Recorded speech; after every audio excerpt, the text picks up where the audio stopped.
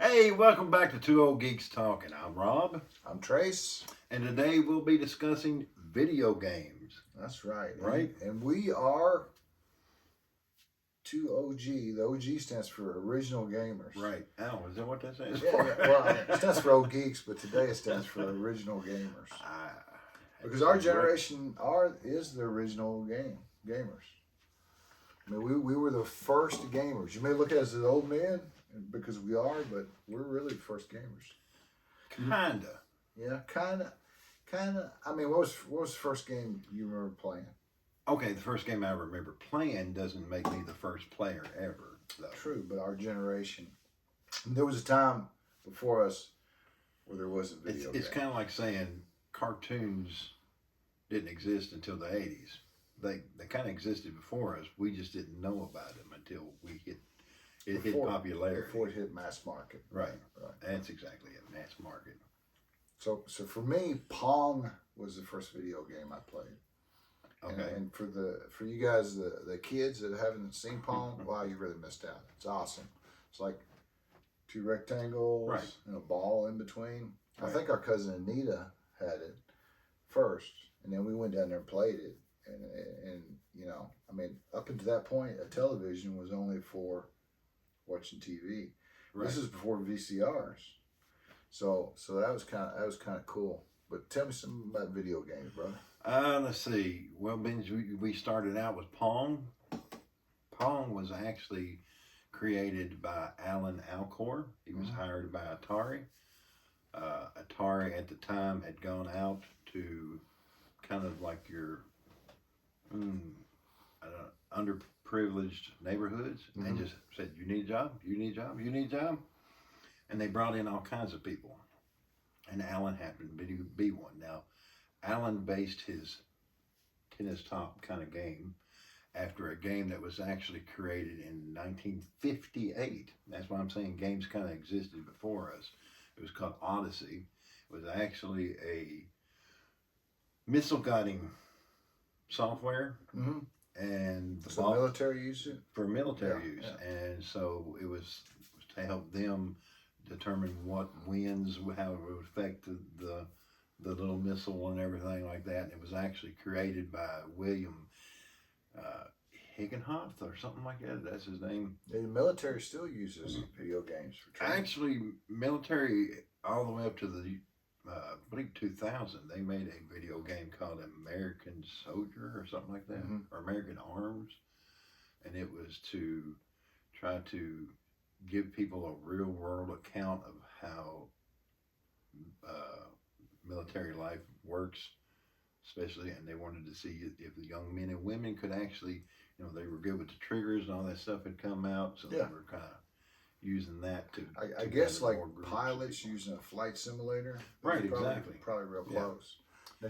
Now, this is our first game system. You want to talk about it? Yeah, this is Intellivision. This is one of the many game systems. This was made by Mattel. In the early 80s, there were so many game systems that hit. You had Sega, Nintendo, Microsoft was making it a game system. When was Atari out there? Atari was out. Atari was, let's see, I think they started building their stuff fairly early.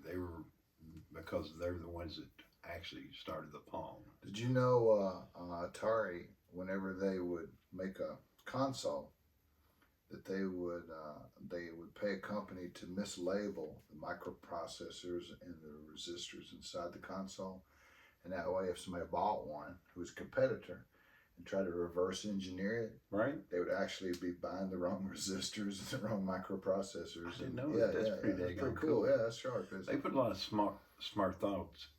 I say they did. Atari, like I said, when they went out and hired all these people, they said that if you had passed the building back in the day, that they paid their employees or gave them bonuses with parties. So they got to drink and smoke marijuana, and they said if you walk by the building and smelt through the vents, you'd get a contact high. I think game developers not today. Still do that. No, it would be awesome if they did, though.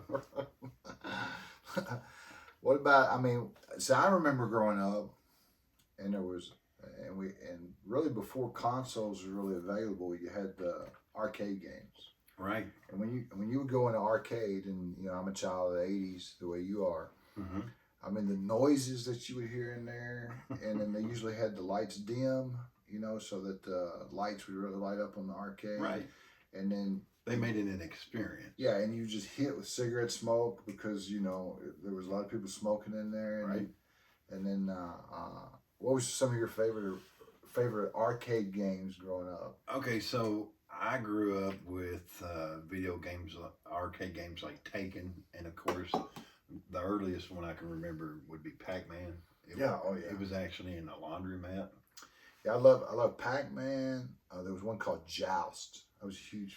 You had this dude on this bird and another dude on the bird, and you had to get in a certain position. And of course, you had Space Invaders.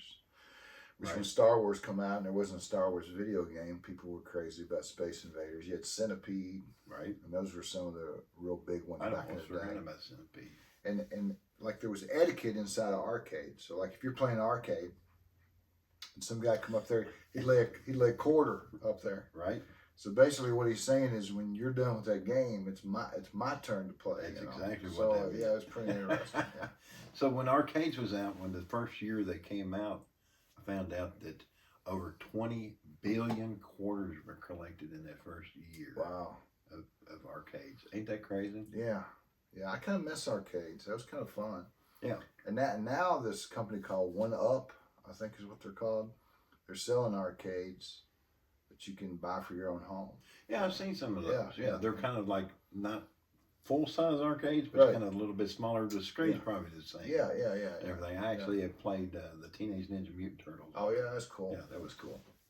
They had that as a demo. Let's see.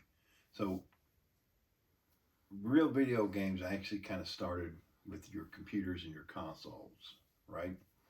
The first computer was actually called a PDP-1, and it was the size of this house. But it'd be hard to fit in this house. Yeah, probably. And they came out with a game, and it was the first game that was actually spread. They actually made copies of it and sent it to other colleges and stuff. Mm-hmm. And back then, the game cost about $1,000, and the computer cost close to $1 million in our currency. Is that crazy? Yeah. To think that computers were that size, and now they're the size of your... And now, they're the size of your phone. Right. That's crazy. Yep. Let's see. Now, let me ask you this. As far as computer gaming and console gaming, which do you prefer? Because the gaming community is really divided down the middle. Right. Some people big time into computer gaming, and other people are just into consoles. So what do you think? I like the console for the sole purpose is I'm in the comfort of my own house. Computer gaming. Oh, and I've got the familiar controls. For me, you're trying to use a keyboard instead of me trying to use the up, down, enter, F1, F2. Well, that's the way. I don't know how computer games work today because my first computer game was actually on an original Macintosh. Oh yeah. Yeah, that's how old I am. I can't remember what it was called. It was called like Wizard Quest or something, and it was really a text type game. I wonder if it was King's Quest. I think it was King's Quest. And the reason I say that, and my wife wanted to show this off. Some of her favorite computer games at the time were King's Quest, and Police Quest, and Space Quest. But it was those MS-DOS where you had to type everything out. Right, exactly. You had to type in your response. Yeah. So that's why I didn't take to computer games.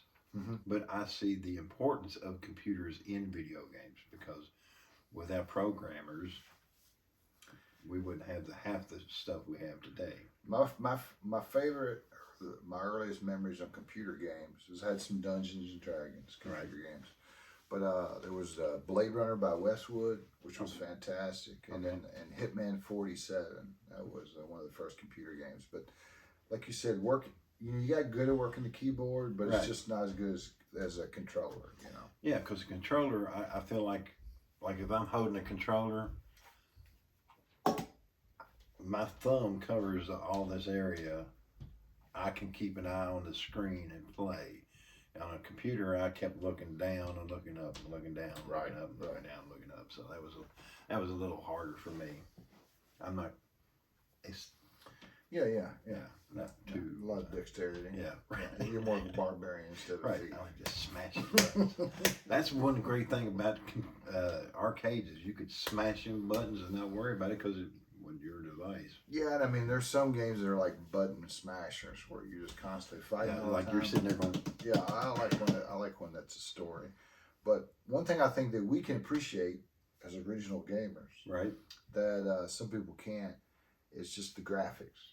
Oh yeah. You know, I mean, you're into art. I'm into art, and so like when my stepson Cody, when he plays a game, he just rushes through the game, trying to get from one spot to another. Whereas like if I'm playing Witcher 3 or some of the games, Assassin's Creed games, you know, all that environment that Right. you're seeing, the roads, the birds, the landscaping, the sky, the stars. You know, somebody spent hours and hours making that, and so I'll like walk through the city and just like, you know, in between quests, yeah, just look at every little single thing that comes through there, and because I just appreciate the time that went through there, and when I compare that to like the 8-bit heaven that we used to have in television, Right. we were tickled to death with this, but I've seen graphics grow to a point where you and I can appreciate that, whereas if you've always had it, you don't pay no attention to it. No. You know, so Somebody was actually watching me play Tomb Raider one time, and they were like, "Why are you taking so much time getting through this?" And I'm like, "I'm just looking at everything." Right. I would literally spin my character around so I could see the sky, see Yeah. the ground, see the rocks, see the walls, and I'm just like, "Look at that! Just look at that wall." Yeah, And they were like, "What?" right. I mean, the effort that goes into that, it's amazing. It's amazing. And it's amazing the time people put into games nowadays. I mean, they'll put into a year to 2 years to develop a game now. And back in the day, I think they put in tops 8 months to a year. I mean, but they didn't have all the Right. intricate stuff that they had to put in that they do now. Let me ask you about this. What do you think about gamers that release a game before it's really ready? And I guess a good example of that would be, I guess the most recent one would be Cyberpunk 2077. Now, I played you're it, talking about with like the little glitches bugs and and stuff. glitches. You know, I played that, but I played it like 9-10 months after it was released, so with no issues whatsoever. But people that bought it on debut day, you know, when the game first come out, I mean, it was pretty much unplayable on most consoles. I don't think there's the concern now with rushing a game out as there was in the past. In 1983, there was actually a video game crash, and a lot of our viewers probably don't even remember that. And they wanted to blame it because of poor product that was put out, poor sales. The sales went from like 21 billion to down to 100 million in less than a few years, and it was all because, now this is my opinion, the ET game. They rushed the development of that. Yeah. Atari paid Steven Spielberg $21 million for the rights for. That's a lot of money. Yeah, especially back in '83. And so instead of spending the regular 8 months it took to develop a game, they said, we want this done in 8 weeks. And it sucked. And it sucked so bad. And the crash was so bad. And it happened here in the U.S. A lot of you people, a lot of our viewers are from outside of the U.S. But it was such a bad thing that people in other countries was calling it the Atari shock. Oh, yeah. And Atari was literally taking bulldozers out in the middle of deserts, digging holes and burying that ET game. They cover it up and then pave over top of it with concrete just so it could be forgotten. I think what the problem is now is game developers, they announce a game and they announce a release date. And then they get close to that release date and they realize they're not going to make it. So they extend it by a few months. And then they extend it by a few months more. And I think that was a problem with CD Projekt Red, who made a great game with Witcher 3, and they have a great game with Cyberpunk 2077. But they just had extended that release date to a point where they were like, you know what, we're just going to go ahead and release it. And if they had waited another year, they would have saved so much headache and so much bad press, you know. Or they probably figured they could go back and iron out the wrinkles. Yeah, and they did. They did with multiple patches. What's your thoughts on single player versus MMO? Which do you prefer? Okay, to be honest, I like single player, and because whenever I get an MMO, like take for instance, what's that war game? I got on there with my nephew. World of Warcraft?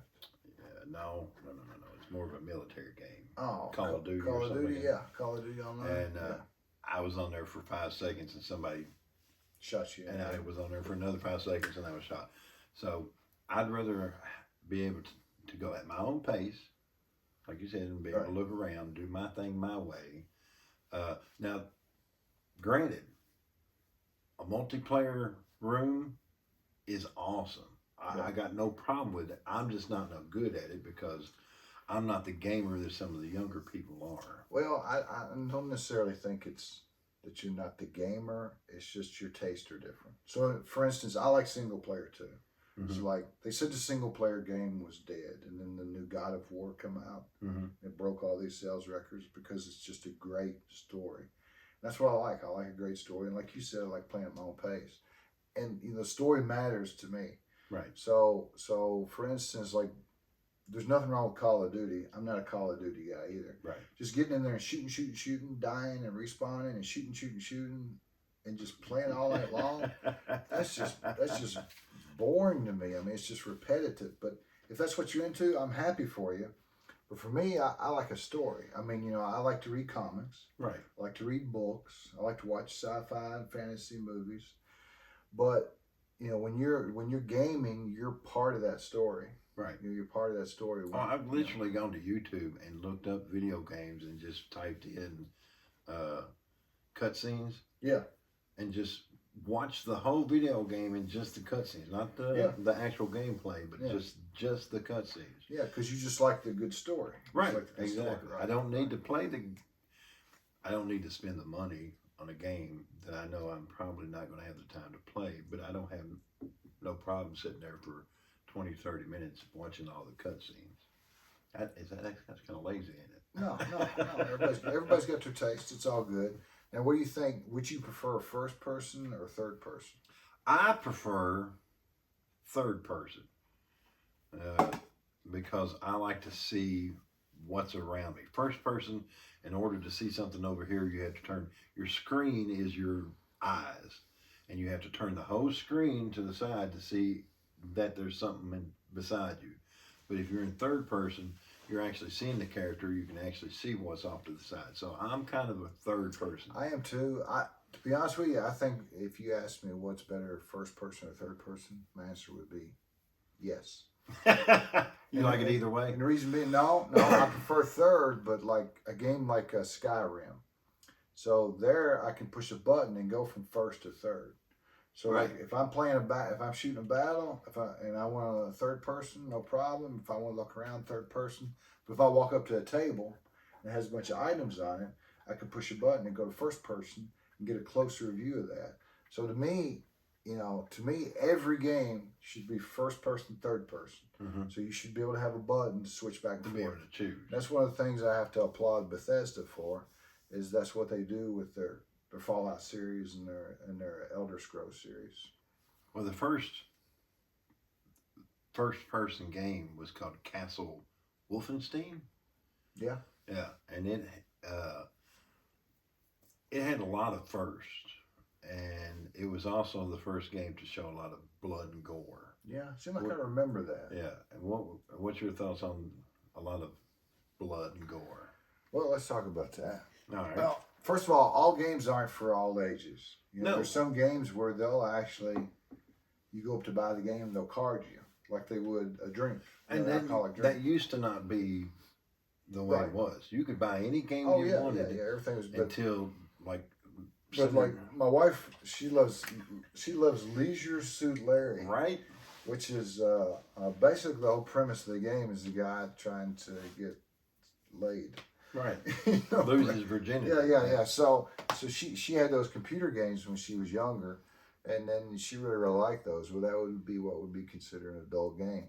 Now, a lot of games now are adult, sometimes because of sexual content, but a lot of times because of violence. Do you think that now? What do I think about it? I mean, yeah. I mean, if as long as you keep it out of kids' hands, it's not a problem. Right. But do you think that violent video games, which you've heard a lot of people complain about this, Right. like Call of Duty, for instance, where it's just basically kill, kill, kill. Do you think that causes violent behavior? You know, a lot of violent behavior has been blamed on video games. And you and I are gamers from. I personally think a person's violence comes from within. I don't think there are trigger mechanisms that fires off somebody's behavior. They're either that way or they're not. Right, I agree. I don't think guns cause violence. I think violent people with guns cause violence. And the government didn't think that way, and that's why we have things like 12 plus, or you'll see mature on it, or 18 or AO, which means adults only, and that was because of Senator Lieberman back in the day started a Senate thing against violence, and they were blaming everything, kids not doing their homeworks, the Columbine shooting, all on video games. Yeah, it really just boils down to parenting, I think. Yeah. That's part of it. Although you get some wacko kids sometimes, even when you try to be a good parent. So what about microtransactions? See, that's the thing where you buy a video game, okay, and you take it home and you load it up, and then they're like, if you want this kind of horse, or you want this type of weapon, or you want this type of outfit, then you have to go online and pay a little bit more. Now, I'm going to tell you, when we were kids, the kind of blue jeans you had and the shirt that you wore, whether you had an Izod or Nike shoes, there were certain brand names that set you apart. Like with my grandson, what sets you apart is when you're playing Fortnite, whether you got the right free skin or you got the skin you got to pay for, right. So I mean, it's all those little microtransactions that really kind of set you apart. That's the new, kind of standout brand that kids use to fit in. So right now I've been playing, and I know it's been out for a little bit, is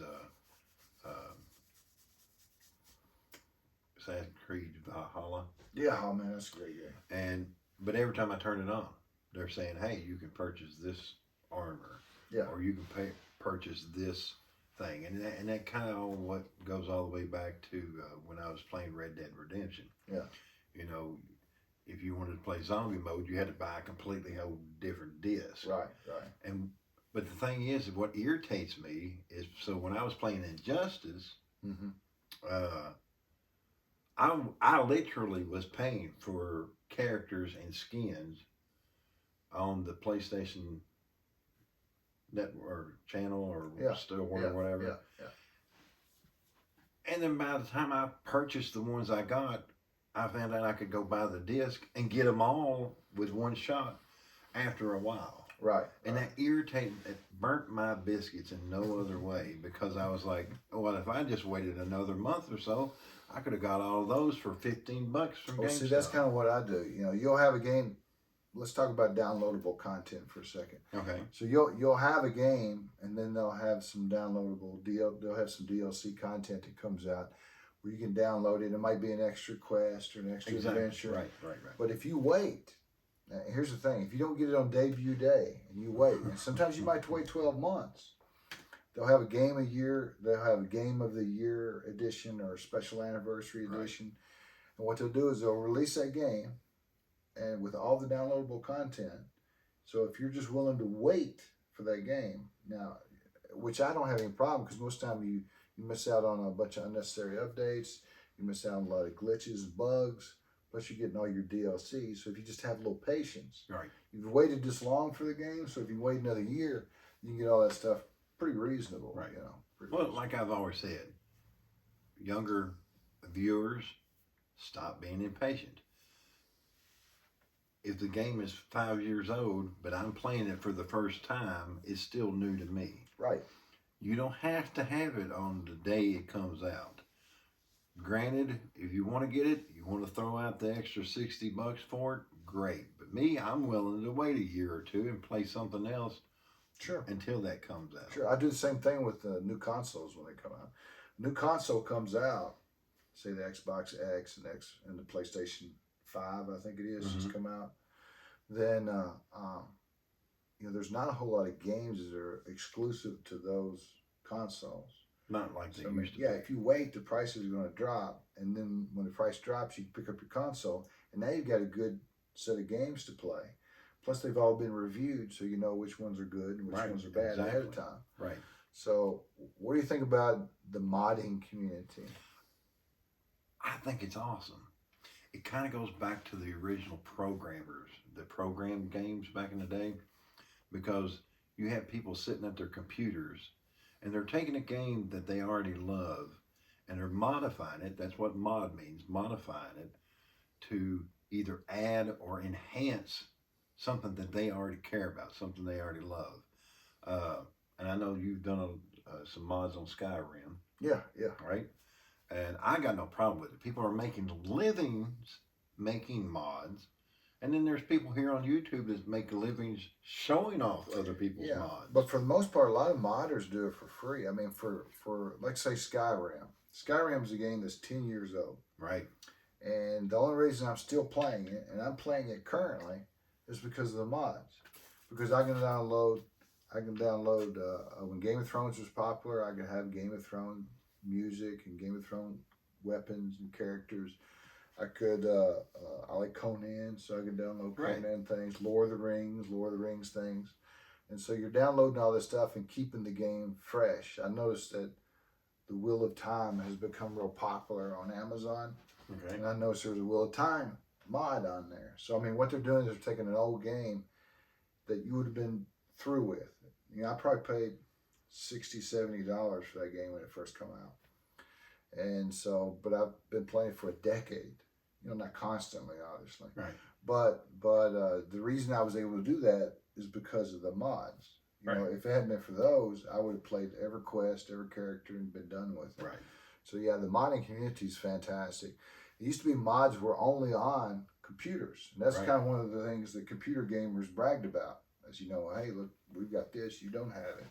But now mods are slowly working their way into consoles, and you know, it's kind of refreshing. Right. I forgot what I was going to say. I was going to tell you something while you were talking, but I'm sorry. I was listening. That's what happens when you're an old geek. You forget what you're about to say. Well, I tell you what, I was plugged. I hadn't played Skyrim for a while, and I plugged it up the other day, and it was updating, and I was so angry. First of all, when we were kids, here's what you did: when you got ready to play a game, put the game in, and then you turn the TV on, and you turn the console on, and you started playing. Right. Now you put it in, you gotta let it download forever. Right. And then every once in a while you get ready to play, it's got to update. So the other day I was getting ready to play Skyrim. It's got this huge update that I didn't want, I didn't ask for. The game's 10 years old. Why are you updating a decade-old game? Right. It worked before the update. You know, what are you doing? But then again, if they didn't update it, would you get upset if it stayed the same? Yeah. I mean, It's kind of one of those, you're damned if you do, damned if you don't. Well, I mean, I wasn't having any issues with the game. They said it was something to do with the PlayStation version, but hell, if you hadn't fixed it after 10 years, just give up on it, bro. Good gosh. What about VR? Have you ever played any VR? I've actually played VR. I had my nephew come over with a VR headset, and he hooked it up to my system. And they were watching me play while I was on it. Yeah. And it is, okay, so to go from this to go to a virtual reality to wherever I turn my head, there is a freaking view to have. Yeah. I played the game where you got the lightsabers and you're trying to hit the Yeah, squares, yeah. and then I played a game. I don't think they're just demos. They were like where you're doing a bar fight. I mean, I was swinging upon these people. Right. I was picking up stuff and going to town on these people. Yeah. And I mean, when I get upset, I kind of get that Irish accent going on. Yeah. And so I was doing that as well. And they were just laughing their butt off of me. But I think it's amazing how far we've come in our lifetime. Right. To go from just like to having a whole immersive reality around Yeah, you. I played with an Oculus, and it was a game where you had a bunch of guys throwing shurikens at you and shooting at you, and you had to shoot back at them, and it was kind of neat. Now I had to have a lot of people around me to keep from falling down the stairs or running into a wall Right. or punching the television. But yeah, VR was fun. It's still got a ways to go. You know, to me, before it gets to be, number one, the price has got to drop because Right. you're anywhere from $800 to $400 depending on what system you get. Right. And so the price has to drop, and then the quality needs to raise. But eventually it'll get there. It'll get there. What are some of your favorite video games that you've ever played? Okay, so my favorite video games either goes along with my geekdom, which is like all the Arkham Knight, Batman games, and or I like games with replayability, like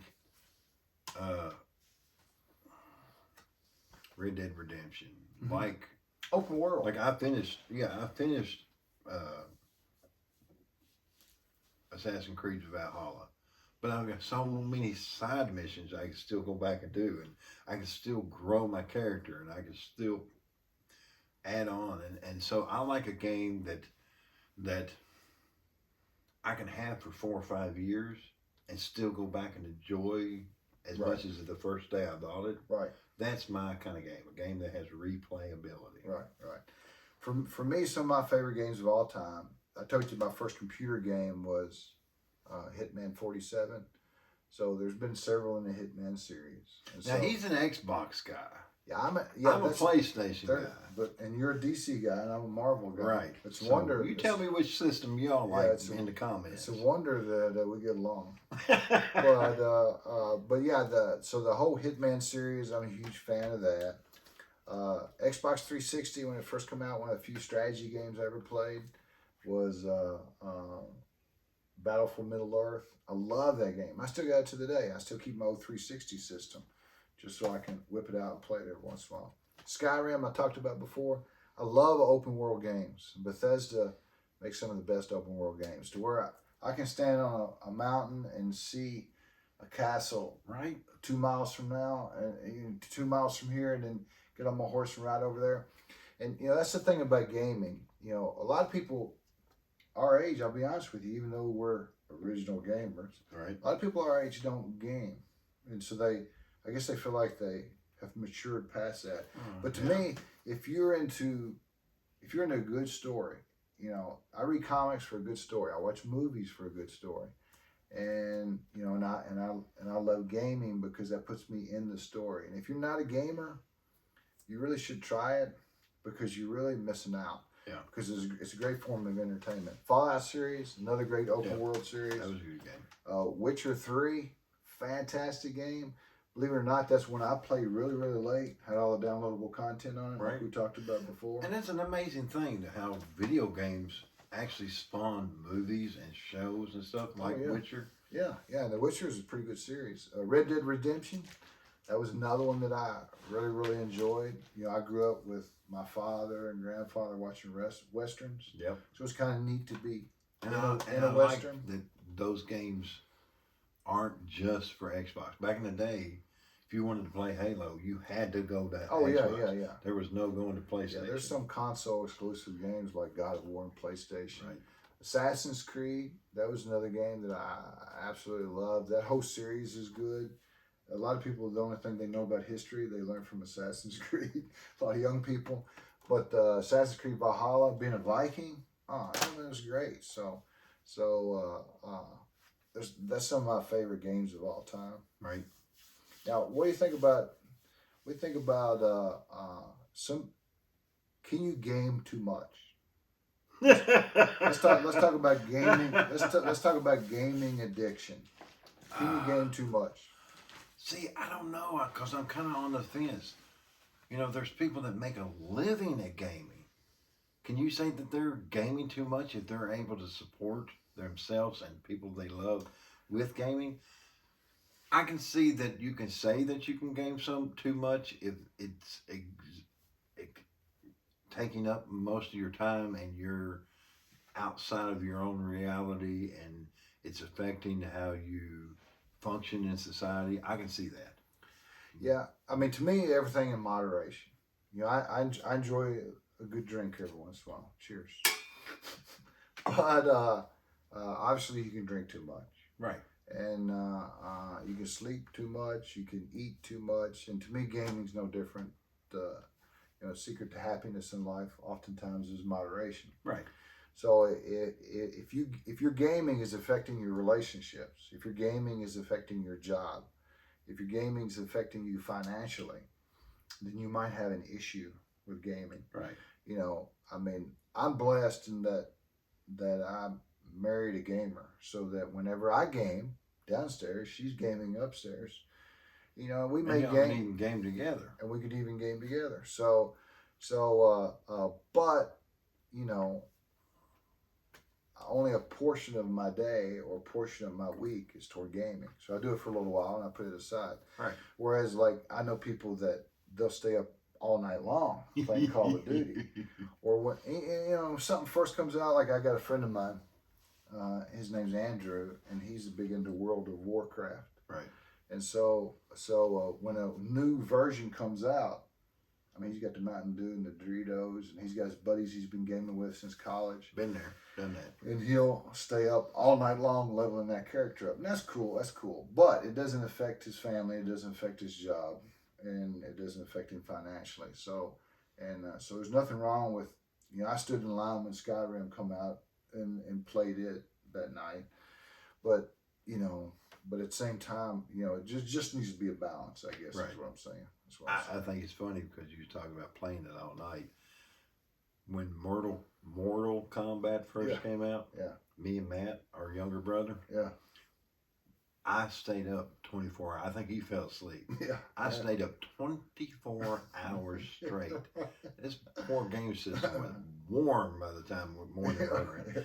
And I had done War of Blister, pushing a little button that wasn't no bigger than that over and over and over again. And it's crazy how you get sucked into it. Yeah, gamers have calluses in places other people don't.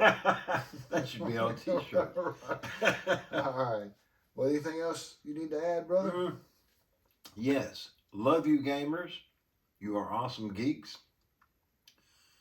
Back in the day, gamers were called clans. They got together online and created a clan. And a clan is a family. Clans decided they wanted to meet in person, and that's where some of the first geek kind of cons came from. Yeah. Is gamers getting together, wanting to meet for the first time together. Yeah. I think E3 is one of the biggest gaming cons. Right, and back in the day, cons were for like doctors. Well, we were having a doctor convention. And then we took us geeks and we made a con worthwhile. we made it for what it was worth.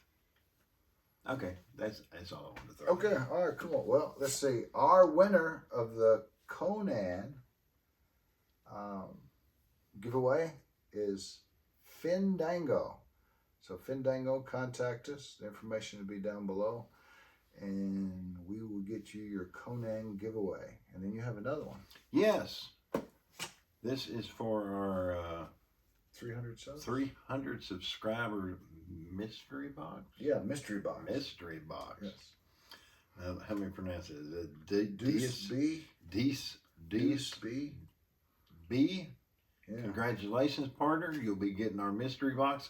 It's full of some good shit, man. And let's see, today's giveaway is a nice one. So you stuck around all the way to the end, and you should be rewarded. Congratulations, no kidding. Xbox 360. We're going to give away Batman Arkham Originals. Remember Xbox 360 Rise of Tomb Raider. We're going to give away Kingdoms of Amarloon Reckoning, and that's for 360. We got for Xbox One, Cyberpunk 2077, which is playable now. And we also have some old computer games that they moved over to console, which would be Baldur's Gate and Baldur's Gate 2 for Xbox One. Also... But wait, there's more. So... I'm not parting with none of my games. I love my games. If I was willing to part with it, I would have done traded it in. So, what I'm going to do, oh, it's right down there. I have got you all a gift certificate to GameStop. They are not sponsored by, we are not sponsored by them or affiliated with them. They wouldn't do that. But we've got you a $50 gift card, right? And that's going to come along with those games so that you all can have a ball. And what do they have to do to win that? Subscribe and comment. All right, and like. Oh, yeah, well. Yeah, okay. All right, cool. All right, so, we done, brother? I'm done. All right. See you, man. Take it easy, fellas.